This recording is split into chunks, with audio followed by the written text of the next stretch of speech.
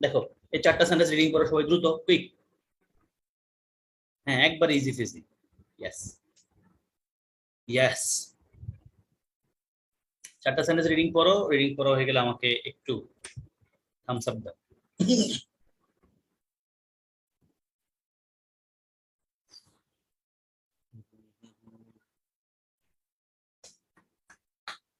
I know how to read. I know how to play tennis. I know how he reads. I know how he play tennis. তোমরা বুঝতে পেরেছো, উপরের দুটো সেন্টেন্সের একটু reflection নিচে লেখা আছে। I know how to read মানে কি, আমি জানি যেভাবে সে পড়ে। I know how to read, আমি জানি কিভাবে পড়তে হয়। একই কথা, I know how to play tennis, আমি জানি কিভাবে টেনিস খেলতে হয়।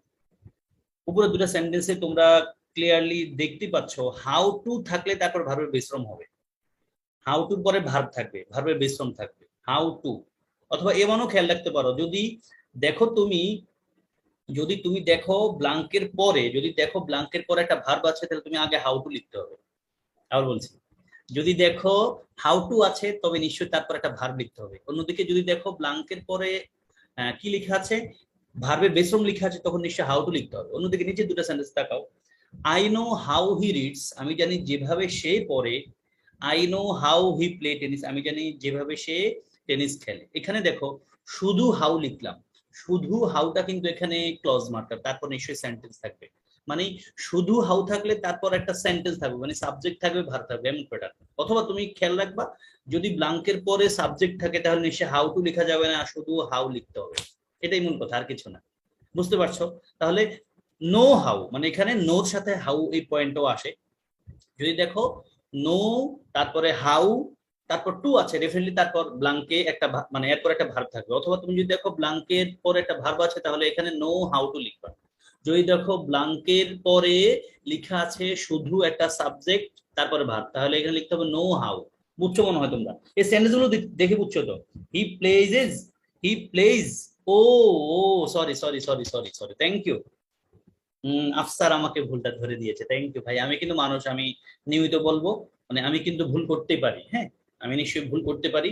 যদি আমি আমার ভুলটা বুঝতে পারি, আমি ডেফিনেটলি সংশোধন করে ফেলার চেষ্টা করি। এটা ছোট ভুল, তোমরা বুঝতে পারো এটা normally, thank you. I know how he pledge হবে definitely, thank you. I know how he pledge, এখানে একটা দেই নাই আর কি। তোমরা ধরে নিতে পারো, ধরে নিতে পারো যে স্যারের ইচ্ছা করে ভুল রেখেছে তোমাদেরকে একটু টেস্ট করার জন্য, থ্যাংক ইউ আফসার। ও, রনি ভাবছে যে স্যারে কি কোনো ক্লু রেখেছে কিনা। না না, আমি এটা ইচ্ছা করে রেখেছি যেন তোমরা একটা চিন্তা করতে পারো, দেখি তোমরা কেউ পাও কিনা, দেখি। আমি আফসার আমার চিন্তাটা ধরতে পেরেছি, আমি বুঝতে পেরেছি, থ্যাংক ইউ আফসার। এবং আমি মানুষ। এন্ড দেন এবার আসো, খেলা খেলো। সহজ জিনিস ভাই, সহজ, আজকের পড়া সব সহজ। 10টা সেন্টেন্স লিখা আছে, তুমি ব্লাঙ্কে কি নো লিখবা নাকি নো হাউ লিখবা, এটা হলো মূল বিষয়। K N O W know লিখবা নাকি নো হাউ লিখবা, সেন্টেন্স পরেই বুঝবা, কুইক। আমরা 3 মিনিট মনে হয় থাকলেই হবে, 3 থেকে 4 মিনিট থাকবে, যাও স্টিল তোমরা সবাই করো, কুইক। সবাই শুধু উত্তরগুলো লিখবে, কমেন্টে না, খাতায়।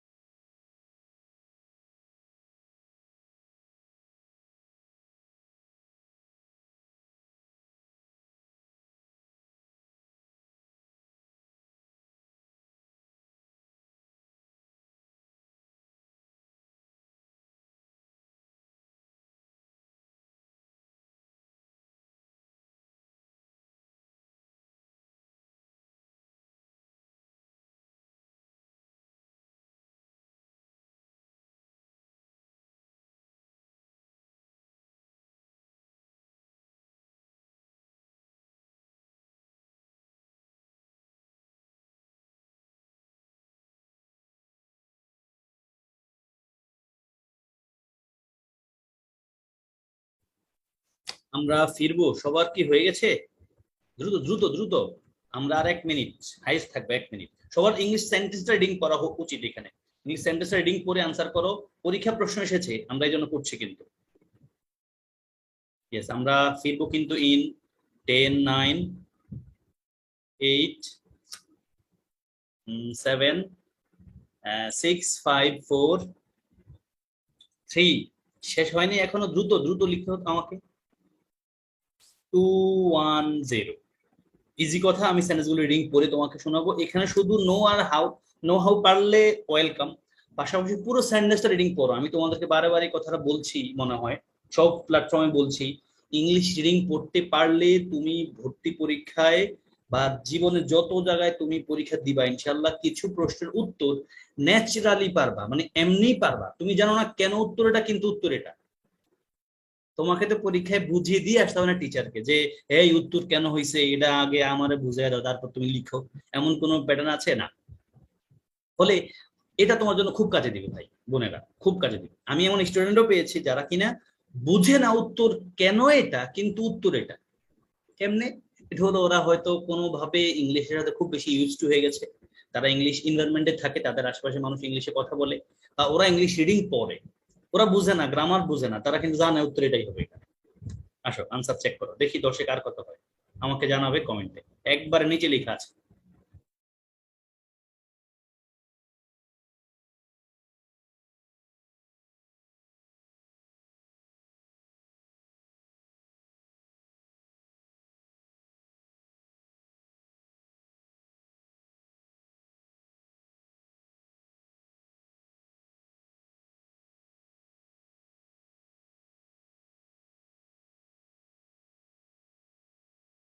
এর কার কয়টা হয়েছে আমাকে জানাতে পারো। এন্ড আমি একটু পড়ে যাচ্ছি, দেখো তোমাদের সাথে মিলি কিনা, কোনো ভেজাল আছে কিনা। প্রথমত, দা ফোর্থ গ্রেডার্স, মানে চতুর্থ গ্রেডার্সটা, মানে ক্লাস 4 এর কথা বলছে। নো হাউ টু মাল্টিপ্লাই, দেখো টু মাল্টিপ্লাই আছে, মাল্টিপ্লাই আছে, মাল্টিপ্লাই আগে একটা টু আছে। মাল্টি মাল্টিপ্লাই মানে কি গুণ করতে পারা, একটা ভার্ব কিন্তু এটা। ফলে নো হাউ লিখতে হবে, know how to multiply. Okay, and then 2 number, how many people are here.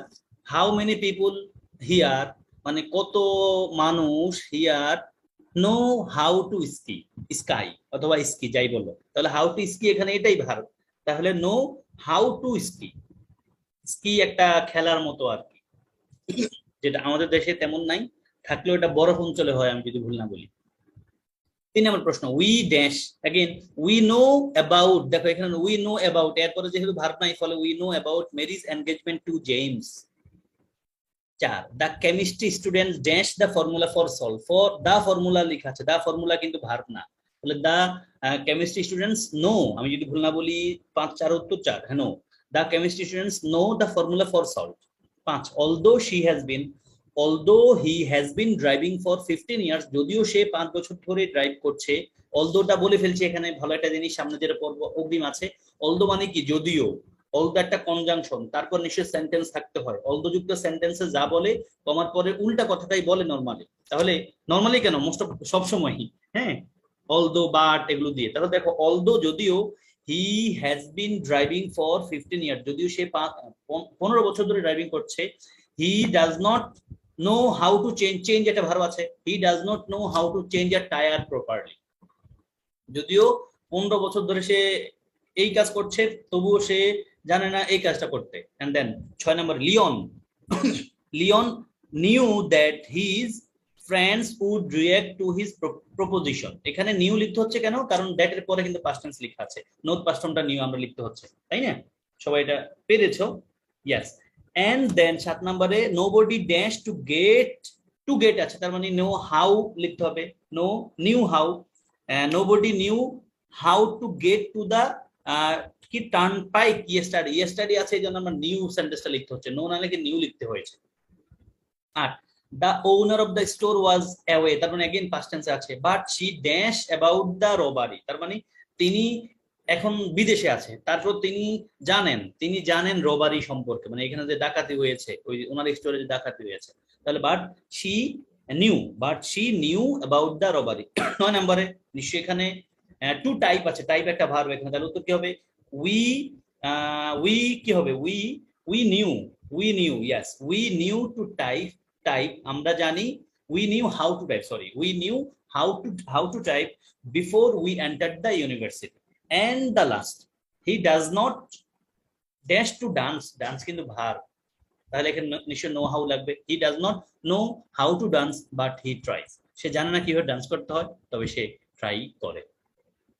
আমি দেখতে পেয়েছি সবারই প্রায় 10-এ 10 হয়েছে, লাভলি, খুব ইজি একটা প্যাটার্ন। তবে দেখো এখান থেকে পরীক্ষা প্রশ্ন আসে। আমরা যাচ্ছি নেক্সট যাব আমরা, নেক্সটে কি আছে, ওই যে একটু আগে বলছিলাম তোমাদের কাজ শুধু এই দুটা সেন্টেন্স রিডিং করে ফেলো কুইক, এর নিচে দুটা সেন্টেন্স অলদো দিয়ে, অলদো ইভেন দো, এটা কনজাংশন বলেছি একটু আগে, অলদো ইভেন দো এরা কনজাংশন, এদের পরে কি থাকতে হয় যেন সেন্টেন্স থাকতে হয়। এবং অলদো ইভেন দোর মতো যত কনজাংশন আছে যদি বাক্যের শুরুতে বসে বাক্যের মাঝে একটা কমা দিতে হয়। এবং অলদো ইভেন দো দিয়ে যে সেন্টেন্সটা আছে বা অলদো ইভেন দো যুক্ত অংশে বাক্যের ওই অংশে যা বলবে উল্টা পাশে তার মানে অন্য পাশে তার উল্টা কথাটাই বলবে। হ্যাঁ শাকিল, আমি বুঝতে পেরেছি তোমার মনের কথাটা। শাকিলের একটা মনের প্রশ্ন আমি একটা বলছি, কত নাম্বার প্রশ্ন যেন এটা, 9 নাম্বার প্রশ্নের উত্তরটা কি হওয়া উচিত ছিল? 9 নাম্বার প্রশ্নের উত্তরটা কিন্তু we had known how to type before we enter the university হলেই বেশি ভালো হইতো, কারণ আমরা জানি এখানে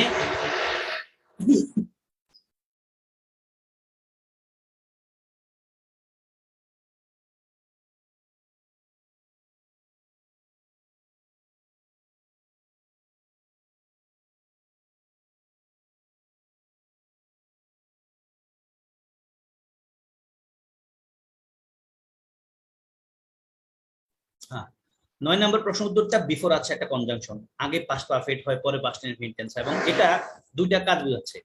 আমরা ইউনিভার্সিটি প্রবেশ করার আগেই আমরা টাইপ করার কথা, তাহলে ইউনিভার্সিটি প্রবেশ করব পরে টাইপ করার কাজটা শিখবার আগে পাস্ট ইনডিফিনিট পাস্ট পারফেক্ট হওয়া উচিত। কিন্তু ভাই এখন এখানে আমাদের টার্গেট হলো নো আর হাউ, নো হাউ।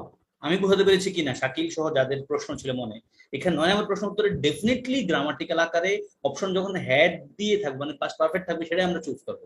এখানে আমাদের টার্গেট হলো শুধু নো হাউ আর নো, এটা বুঝানো, এটা শেখানো। আমি এখন বুঝাতে পেরেছি, আমি বুঝাতে পেরেছি মনে হয়। ইয়েস, এবার আসো এখানে দুটা সেন্টেন্স তোমরা নিশ্চয়ই রিডিং করে ফেলেছো। Yes, although he has a physical handicap, যদিও তার আছে শারীরিক অক্ষমতা, he has become a successful businessman, সে হয়েছে একজন সফল ব্যবসায়ী। দেখো তার হ্যান্ডিক্যাপ থাকলে সে সফল হওয়ার কথা না, কিন্তু হয়েছে, ওই যে অলদো আছে, অলদোর পরে সেন্টেন্স আছে, বাক্যের মাঝে কমা আছে। এবার দেখো অলদো ইভেন দো যদি বাক্যের মাঝে কমা দিতে হবে না, এটাই লেখা আছে Jen will be admitted to the university, Jen university ভর্তি হবে even though she has bad grades, তার রেজাল্ট ভালো না, তার রেজাল্ট কম। আমি ওখানে বোঝাতে পেরেছি। তাহলে ইভেন দো, অলদো, দো এদের পরে সেন্টেন্সে যা বলবে উল্টা পাশে তার অন্য কথা বলবে, এবং অলদো ইভেন দো দোর পরে সেন্টেন্স থাকবে, এটা হলো মূল বিষয়। যাচ্ছি এটার একটু টুইস্ট, ডিসপাইট আর ইনস্পাইট অফ, খুব ইম্পর্টেন্ট। এই যে এই পয়েন্টের কথাই বলছিলাম, পরীক্ষা প্রশ্ন আসে, স্টুডেন্টরা করতে পারে না কারণ বাক্যের অর্থ না পারলে এটা পারা যায় না আসলে। ডিসপাইট ইনস্পাইট অফ, এখান থেকে ঢাকা ইউনিভার্সিটির বি ইউনিটে, ডি ইউনিটে, সি ইউনিটে প্রশ্ন এসেছে এই পর্যন্ত আমি যা জানি, এবং রাজশাহীর প্রায় সব ইউনিটে প্রশ্ন এসেছে, চিটাগং এর প্রায় সব ইউনিটে প্রশ্ন এসেছে, জাহাঙ্গীরনগরের অনেক জায়গায় এই ডিসপাইট ইনস্পাইট অফ প্যাটার্নের প্রশ্ন এসেছে, এবং এই প্যাটার্নে although, though, even though, despite, in spite of, because of, এই প্যাটার্নগুলো দিয়ে প্রশ্ন এসেছে। এগুলো কোনো গ্রামাটিক্যাল প্রশ্ন বলা যাবে না এক্স্যাক্টলি, এগুলো সেন্টেন্স না বুঝলে আনসার করা যাবে না অনেক ক্ষেত্রে। নো, কোনো ইস্যু নাই। অলদো দিয়ে এই সেন্টেন্স গুলোতে কোনো গ্রামাটিক্যাল প্যাটার্ন, আলাদা কোনো টেন্সের প্যাটার্ন নাই এগুলোতে।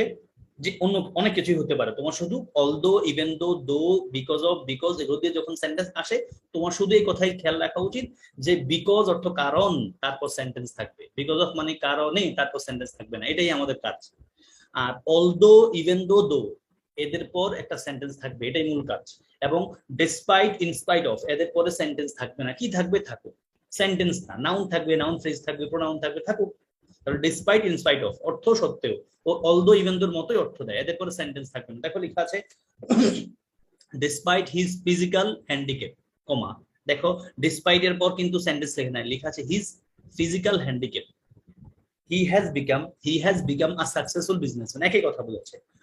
in spite of his physical handicap he has become a successful businessman। তবে খেয়াল রাখতে হবে ডিসপাইট এর সাথে আর কোনো প্রিপোজিশন বসবেই না। পরীক্ষা এসেছে রাজশাহীতে আমি দেখেছি কি একটা সেন্টেন্স দিয়ে ডিসপাইট এর সাথে উইথ দিছে, অফ দিছে, ইন দিছে, এই বংবাং দিয়ে দিছে, আর ডিসপাইট এর সাথে কিছু বসবে না। আবার ইন স্পাইট অফ এর সাথে অন্য কিছু বসবে না। ইন স্পাইট অফ তিনটা ওয়ার্ড মিলিয়ে একটা কথা বোঝায়, ইন স্পেস স্পাইট স্পেস তারপর অফ। ওকে, তাহলে ডিসপাইট আর ইনস্পাইট অফ অর্থ একই, ইন্টারচেঞ্জ করা যায়। ডিসপাইট থাকলে ইনস্পাইট অফ থাকবে না অপশনে এক্স্যাক্টলি, ইনস্পাইট অফ থাকলে ডিসপাইট থাকবে না। দুটো থাকলে নিশ্চয়ই একটা অপশন থাকবে যেখানে কম্বাইন করে দেওয়া আছে। সবাই কি ক্লিয়ার কি না? Although yes absolutely yes। আমরা নিশ্চয়ই সামনের ক্লাসে ইনশাআল্লাহ পিন পয়েন্ট এরর পড়বো, আমরা মিনিটেস 3 পড়বো সামনের ক্লাসে আমরা মিনিটেস 3 পড়বো। ওখানে তোমরা দেখবা এই সেন্টেন্স গুলোর প্রতিফলনে যা করছি এগুলো কত বেশি রিফ্লেক্টেড হয় পিন পয়েন্ট এররে। ওকে আসো আমরা খেলা চলে এসেছি। পাঁচটা প্রশ্ন লেখা আছে, এটা একটু কঠিনের মতো হবে, টেনশন নাই, একটু কঠিনের মতো হবে কারণ এটা রিটেন প্যাটার্নে। এই প্রশ্নটা টফেল সাজিয়েছে রিটেন প্যাটার্ন, লেখা আছে clauses of concession change the sentences to incorporate the expression in parenthesis, মানে ব্র্যাকেটে যে এক্সপ্রেশনটা আছে এটারে তুমি ওই ধরো ডিসপাইট এক নম্বরে লেখা আছে despite her dislike for coffee comma she drank it to keep herself warm, তাহলে এখানে ডিসপাইটের জায়গায় তুমি অলদো লিখবা। এখন ডিসপাইটের পর তো নিশ্চয় সেন্টেন্স নাই, আছে একটা নাউন ফ্রেজ। এখন তুমি যদি অলদো লিখতে চাও নিশ্চয় একটা সেন্টেন্স দিতে হবে।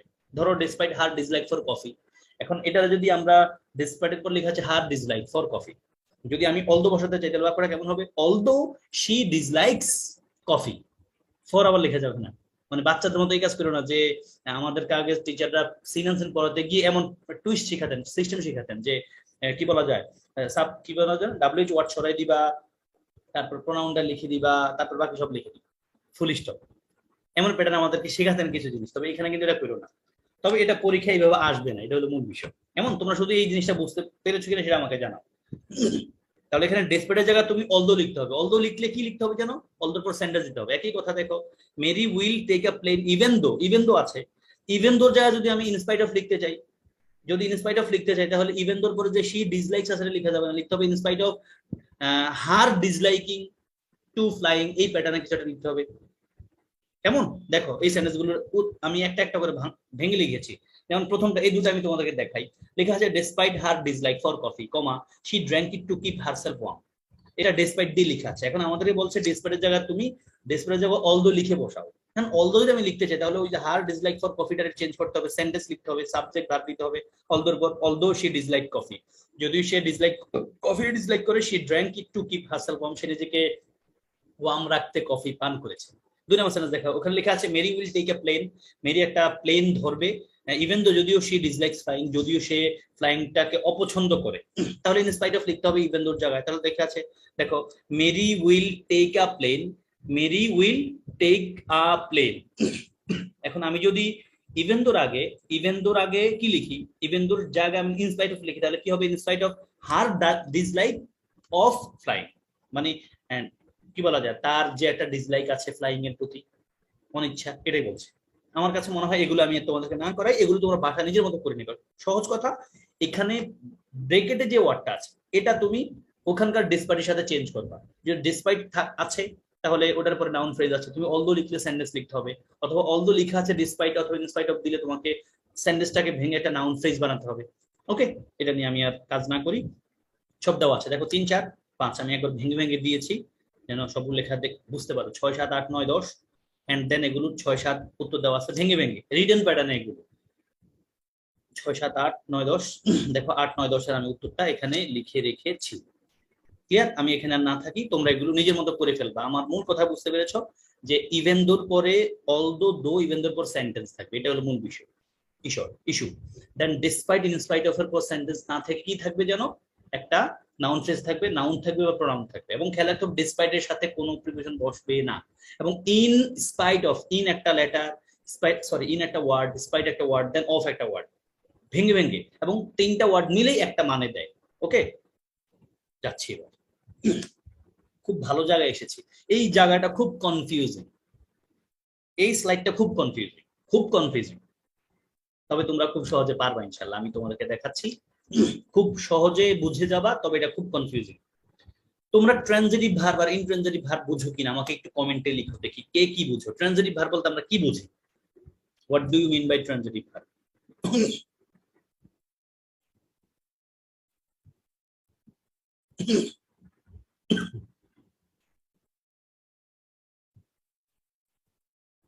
ইজি কথা, কিন্তু তুমি যা জানো একটু দেখি, আমি তোমাদের আইডিয়াটা একটু চেক করে দেন, আমি বলে দিব। ইয়েস, ট্রানজিটিভ ভার্ব মানে সমাপিকা ক্রিয়া। Yes Mehedi, yes, lovely. বা তোমাদের সবাই দেখি পারো এটা, সমাপিকা আর অসমাপিকা। Thank you. তাহলে ট্রানজিটিভ ভার্ব সমাপিকা আর অসমাপিকা, এটাই বলতে চাইছো? আচ্ছা, আমি আমার ভাষায় যদি এভাবে বলি, আমি যেভাবে বলি এটাকে, এটা জানার সহজ উপায় হলো, তোমাদের কোনো এক বন্ধু বলেছে অবজেক্ট থাকবে আর অবজেক্ট থাকবে না। ইয়েস, ট্রানজিটিভ ভার্বের অবজেক্ট থাকবে, এটা হলো মূল ইস্যু। ট্রানজিটিভ ভার্বের কি থাকবে? অবজেক্ট থাকবে। আর ইন্ট্রানজিটিভ ভার্বের কি থাকবে না? অবজেক্ট থাকবে না। আবার বলছি, ট্রানজিটিভ ভার্বের অবজেক্ট থাকবে, অথবা যে ভার্ব অবজেক্ট নেয়, যে ভার্ব একটা অবজেক্ট গ্রহণ করে, অথবা যেই সেন্টেন্সের ভার্বের একটা অবজেক্ট আছে, ওই ভার্বটাকে আমরা ট্রানজিটিভ ভার্ব বলবো। অন্যদিকে যেই ভার্বের অবজেক্ট নাই, অথবা যেই সেন্টেন্সের ভার্বের একটা অবজেক্ট নাই, ওই ভার্বটাকে আমরা ইন্ট্রানজিটিভ ভার্ব বলবো। এখন অবজেক্ট চেনার উপায়টা কি? স্যার একবারে বাংলায় লিখে রেখেছে তোমাদের জন্য, সবাই রিডিং করে ফেলো। অবজেক্ট চেনার সবচেয়ে পিওরেস্ট উপায় হলো বাক্যের ভার্বকে কি বা কাকে দ্বারা প্রশ্ন করা। আরো দুটো উপায় তোমাদের বলবো, অসুবিধা নেই। এটা হলো সবচেয়ে পিওর উপায়। বাক্যের ভার্বকে কি বা কাকে দ্বারা প্রশ্ন করে যদি উত্তর পাই, সেটা হয় অবজেক্ট। আচ্ছা, তার আগে আমি আরেকটু কথা বলি তোমাদেরকে। এই উপরে আমি দুই সাইডে দুটা বক্সের ভার্ব লিখেছি, ট্রানজিটিভ ভার্ব কিছু, ইন্টারজেটিভ ভার্ব কিছু। এদেরকে প্রবলেম ভার্ব বলা হয়। কেন প্রবলেম ভার্ব বলা হয় এদেরকে? এগুলো নিয়ে মানুষ খুব প্রবলেমে পড়ে। এই তিন জোড়া ভার্ব নিয়ে, মানে এই তিন প্যাটার্নের ভার্ব দিয়েই এই প্রবলেম ভার্ব থেকে, মানে ট্রানজিটিভ ইন্টারজেটিভ থেকে প্রশ্ন এসেছে। ইভেন বিসিএস পরীক্ষাও 2-3বার প্রশ্ন এসেছে এই প্যাটার্নে। তাহলে আমি তোমাদেরকে একটু সহজে বলবো, আমি 2 মিনিট পজ নেব, 2 মিনিটে তোমরা খুব ভালো করে একটু রিডিং করে ফেলবে, কোন ভার্বটা ট্রানজিটিভ, কোন ভার্বটা ইনট্রানজিটিভ। আমি একটু বলে ফেলছি তোমাদেরকে। এগুলো খুব প্রচুর ভেজালের একটা বিষয়। থ্যাংক ইউ, তোমরা কে যেন বলছো ভেজাল এই অর্থে একটু কাছাকাছি। দেখো কাছাকাছি আমি দেখাচ্ছি, দেখো রেইজ, রেইজের পাস্ট ফর্ম কি? Raised, raised, raising. আমি তোমাদের আলাদা করে রেখেছি, একটু ক্লু রেখেছি, রেইজিং। অন্যদিকে একই প্যাটার্নে দেখো রাইজ, রোজ, রাইজেন, রাইজিং। দেখো রাইজিং এটা হলো ইনট্রানজিটিভ, আর রেইজিং ট্রানজিটিভ। একটা ক্লু রেখেছি, ইনট্রানজিটিভ শব্দটার প্রথম লেটার কিন্তু আই। দেখো আমি কালার, লাল কালার লিখেছি, ইনট্রানজিটিভ শব্দটার প্রথম লেটারটা কিন্তু আই। এবং ইনট্রানজিটিভ যে তিনটা ভার্বে আমরা ভেজালে পড়ি, ওই তিনটা ভার্বের মধ্যের যেই লেটারটা, মানে মাঝের যে লেটারটা বা সেকেন্ড লেটারটাও কিন্তু আই। তাহলে রাইজ, রেজড, রেজড, রেইজিং এটা হলো ট্রানজিটিভ। আর অন্যদিকে রাইজ, রোজ, রাইজেন, রাইজিং হলো ইনট্রানজিটিভ। তারপরে সেকেন্ড লাইনে আসি আমরা, লেই, এল এ ওয়াই, লেই, লেই, লেইড, লেইড, লেইং এটা হলো ট্রানজিটিভ। দেখো এল এ ওয়াই, লে এর পাস্ট ফর্ম কি? Laid. Past participle form laid, ING ফর্মটা কি? Laying, L A Y I N G, laying. লাল করে রেখেছি। অন্যদিকে এই পাশে আসো, intransitive, L I, lie, L A Y, lay হলো পাস্ট ফর্ম। তুমি বলবো হাই হ্যাঁ স্যার, ওখানে আবার প্রেজেন্ট ফর্ম, এখানে পাস্ট ফর্ম। টেনশন নাই, পরীক্ষা যখন আসবে নিশ্চয়ই একটা প্যাটার্ন দিয়ে আসবে। তুমি শুধু এই কথা খেয়াল রাখো, এল এ ওয়াই, লেই এটা যখন ট্রানজিটিভ ভার্ব, তখন এটা প্রেজেন্ট ফর্মে হয়। এল এ ওয়াই, লেই এটা প্রেজেন্ট ফর্ম। অন্যদিকে এল এ ওয়াই, লেই এটা ইনট্রানজিটিভ হতে পারে, তবে সেটা পাস্ট ফর্মে থাকে। মানে লাই এর ফার্স্ট ফর্ম হলো লেই, পাস্ট ফর্ম লেইন। আর lying, L Y I N G, lying এটা দিয়ে, এই lying, L Y I N G, lying দিয়ে বিশেষ পরীক্ষা প্রশ্ন এসেছে। এই জন্য এটা আলাদা করে রেখেছি। দেখো laying, L A Y I N G, laying হলো transitive, L Y I N G, lying হলো ইনট্রানজিটিভ। এবার এই পাশে আসো, আমি আছি, টেনশন নাই, ইজি হয়ে যাবে ইনশাআল্লাহ। তারপর থার্ড লাইনে আসি আমরা, অ্যাসিডি, সেট। সেট ভার্বে তিনটা ফর্মে কিন্তু তোমরা জানো একই রকম। দেখো সেট, সেট, সেট, সেটিং। অন্যদিকে ইনট্রানজিটিভটা কি? সিট, বসা, সিট, সেট, সেট, সিটিং। এটা নিশ্চয়ই খুব ভেজাল নাই। তারপরে একটু খেয়াল রাখতে হবে, সেট যেটা, সেট মানে স্থাপন করা। অ্যাসিডি, সেট, সেট ভার্বে তিনটা ফর্মে, set, set, set and setting. আর সিট মানে বসা, আর এটার পাস্ট ফর্ম কি? Sit, set, set, sitting. আমি আবার একটু টাইম দিব, আর 1 মিনিট টাইম দিব, তোমরা একটু এই ভার্বগুলোর পার্থক্য দেখে রাখো, কারণ এটা না পারলে সামনে আমি যে প্র্যাকটিস করাতে দিব তোমরা ভেজালে করে যাবো ভাই বোনেরা। তাহলে আমি আবার একটু, আরেক মিনিট আমি টাইম দেই, তোমরা একটু, আমি যেভাবে পড়েছি প্রথম লাইনের ট্রানজিটিভ ভার্বের প্রথম ওয়ার্ডটার একটু 4টা ফর্ম, ইন্টারজেটিভের প্রথম ওয়ার্ডটার 4টা ফর্ম, একটু পড়ো। আমি 1 মিনিট পজ নিচ্ছি।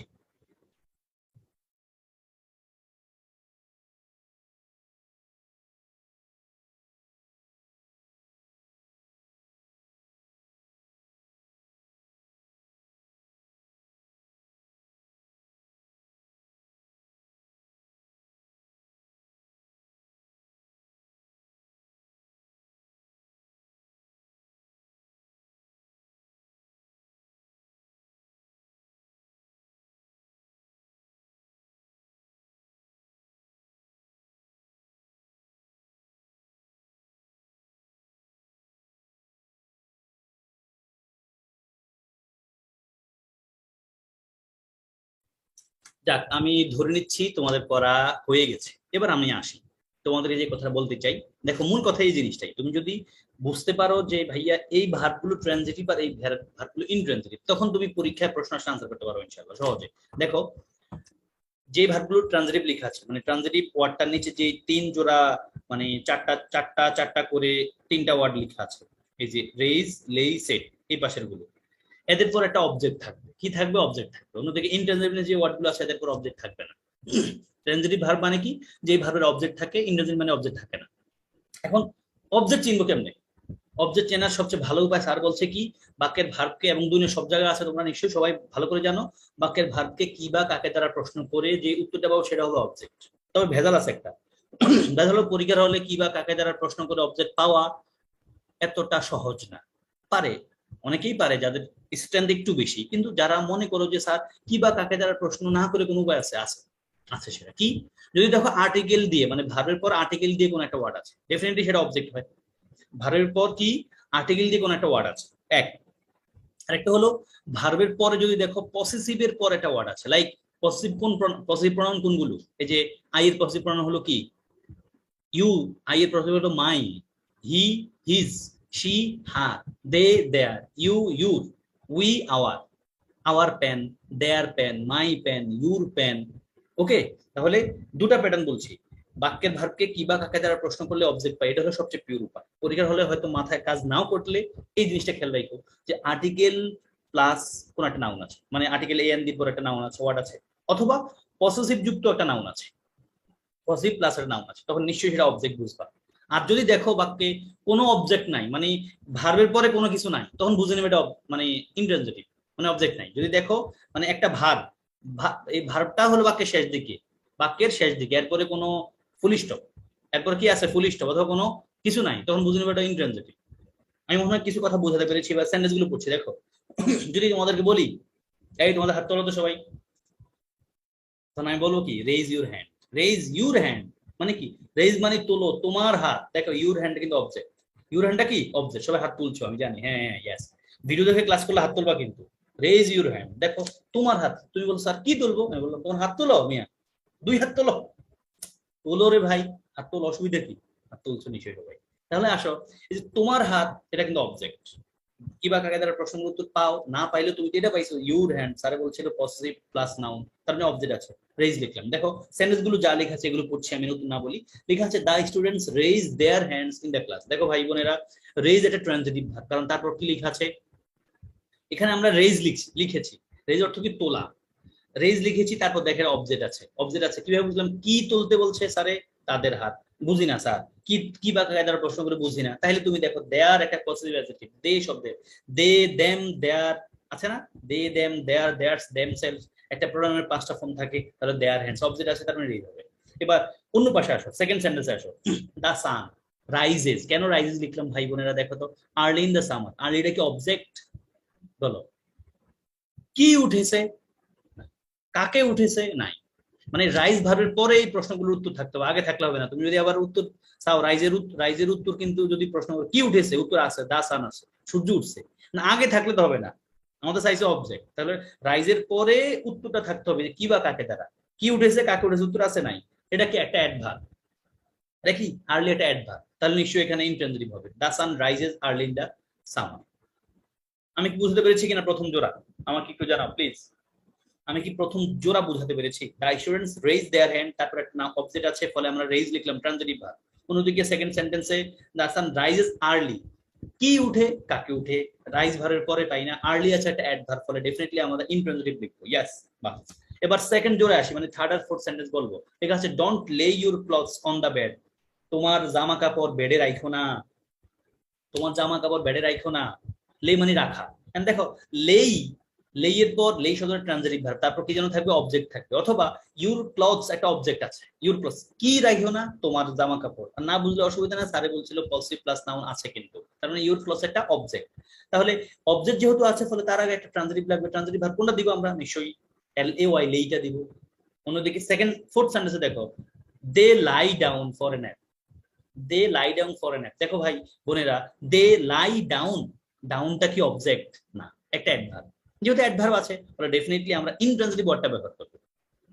আমার কথাগুলো বুঝতে পারছো কিনা দেখো, হয়তো পূর্ণাঙ্গ বুঝবা না, একটু পরে বুঝবা ইনশাআল্লাহ যখন প্রশ্ন সমাধান করবা।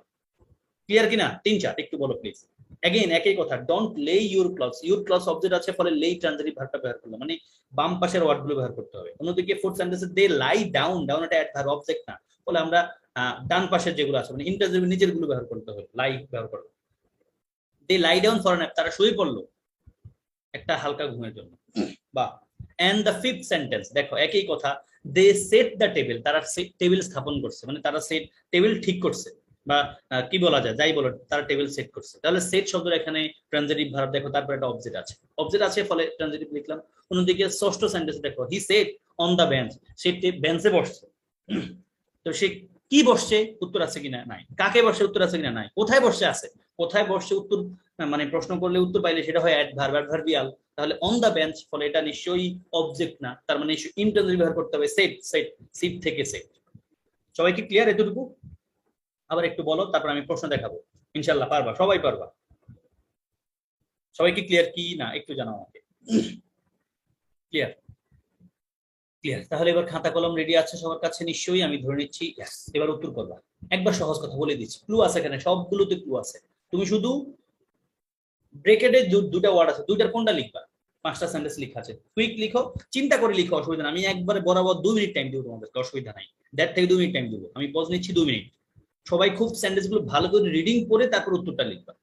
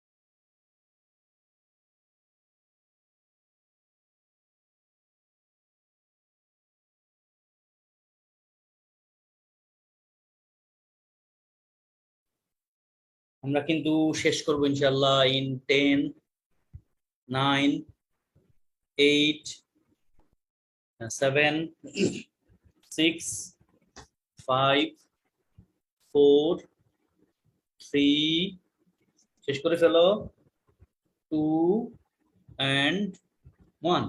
আমি কি আরো অপেক্ষা করতে হবে বাকিদের জন্য? কুইক কুইক করো, আরো 10 সেকেন্ড যাও। 5টা প্রশ্ন।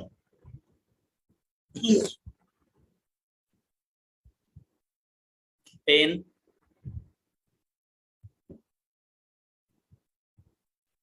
6, 4, 3, 2 and 1। এবার আনসার দেখাচ্ছি আমি, হ্যাঁ সবাই একটু নিজের মতো করে লিখে ফেলেছো নিশ্চয়ই, এবার একটু আনসার চেক করো। স্যারে আছে, স্যার কিন্তু আছে তোমাদের সাথে, যদি ভুল হয় কোনো প্যারা নাই, যদি ঠিক হয় ওয়েলকাম। দেখো কার কয়টা হয়েছে আমাকে একটু জানাতে পারো, আমি ইন দ্য মিন টাইম সবাইকে বুঝিয়ে দিচ্ছি। কারো বুঝতে প্রবলেম হলে তো আমি আছি, কারণ আমি তো বুঝিয়ে দিচ্ছি সবগুলো। ওয়েল ডান, আমি প্রত্যাশা করছি সবার 5-5 হবে। অনেকেরই 5-5 হয়ে যাচ্ছে। ইয়া, লাভলি, ভালো লাগছে, আলহামদুলিল্লাহ। আসলে আমি বলে দিচ্ছি। 1 নম্বর সেন্টেন্স, ইউ উইল সি, তুমি দেখবে, অন দা ম্যাপ, ম্যাপে, দ্যাট যে the public auditorium dash north of the lake, মানে পাবলিক অডিটোরিয়াম অবস্থিত লেকের নর্থ পাশে। কি রে ভাই, নর্থ অফ দ্য লেক কি অবজেক্ট? না। ইউ উইল সি, তুমি দেখবে, অন দা ম্যাপ, তো ম্যাপে দেখবা যে পাবলিক অডিটোরিয়াম অবস্থিত লেকের নর্থ পাশে। সে অবজেক্ট না, একটা অ্যাডভার্ব।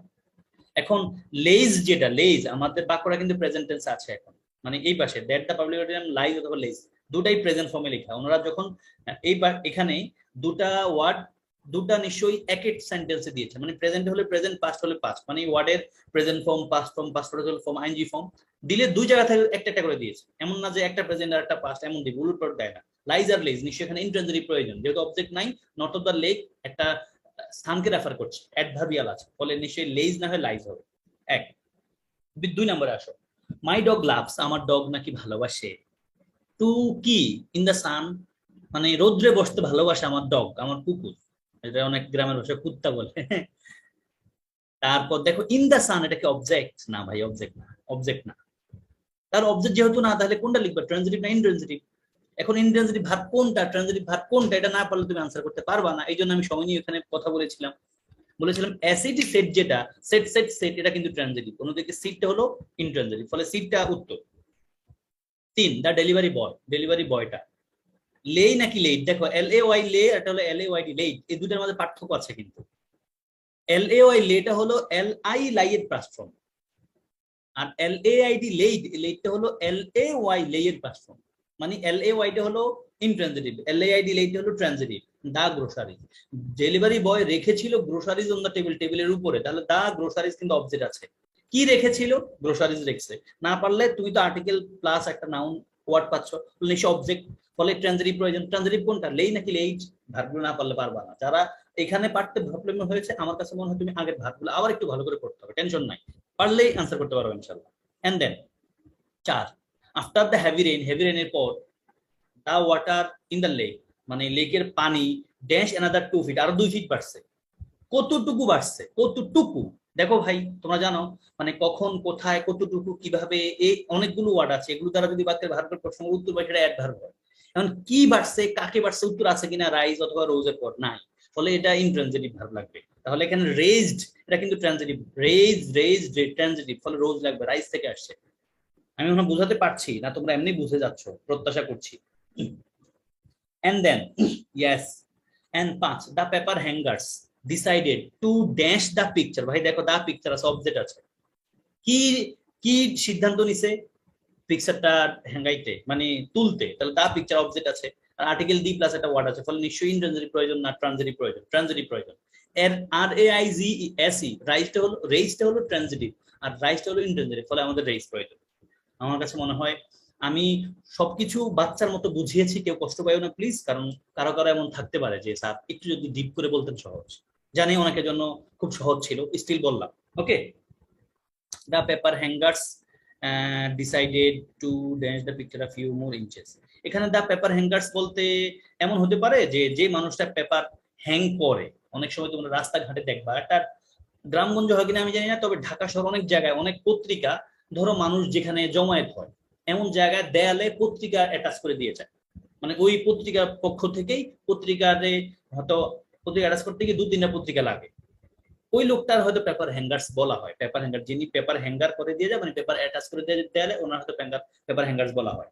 তাহলে দা পেপার হ্যাঙ্গার্স মানে যিনি পেপার হ্যাং করেন, ডিসাইডেড সিদ্ধান্ত নিয়েছিলেন, টু রেইজ, রেইজ করতে, তুলতে, দা পিকচার ছবিটা, আ ফিউ মোর ইঞ্চেস, একটু উপরে। আমি এখন বোঝাতে পেরেছি। এন্ড দেন আরো কয়েকটা প্রশ্ন আছে, আমি এগুলো করতে দিব তোমাদেরকে, 6 থেকে 10। এগেন আমি 2 মিনিট টাইম রাখবো তোমার জন্য, সবাই একটু মনোযোগ সহকারে প্রশ্নগুলো সমাধান করো। আমি 2 মিনিট পজ নিচ্ছি।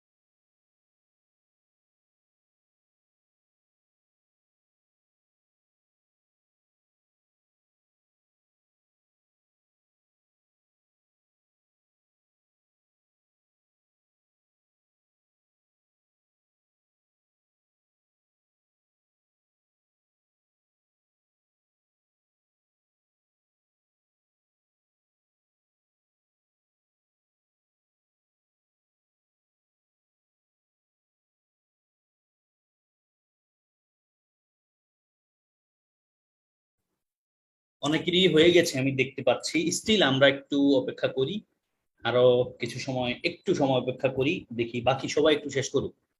যারা ভিডিও দেখে করছো, আমি চাইছি আমার সাথেই তুমি শেষ করে ফেলো। তুমি এক্সট্রা টাইম নিও না, নিলেও খুব বেশি সময় নিও না।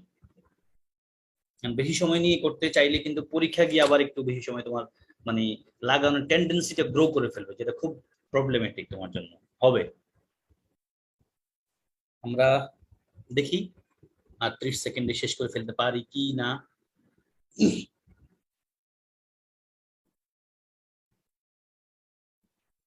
লেটস সি, আমি আছি। তোমাদের প্রশ্ন থাকতে পারে, আমি নিশ্চয়ই একবারে এখানে 6 থেকে 10 সবগুলো প্রশ্ন উত্তরে আবার সেন্টেন্সে ভেঙে ভেঙে দিব, কারণ জানি এটা একটু ভেজালের কারো কারো কাছে। তোমার স্পেসিফিক কোনো সেন্টেন্সে ভুল থাকলে আমাকে প্রশ্ন করার কষ্ট করে দরকার নাই, যেহেতু আমি সবগুলোই বলবো।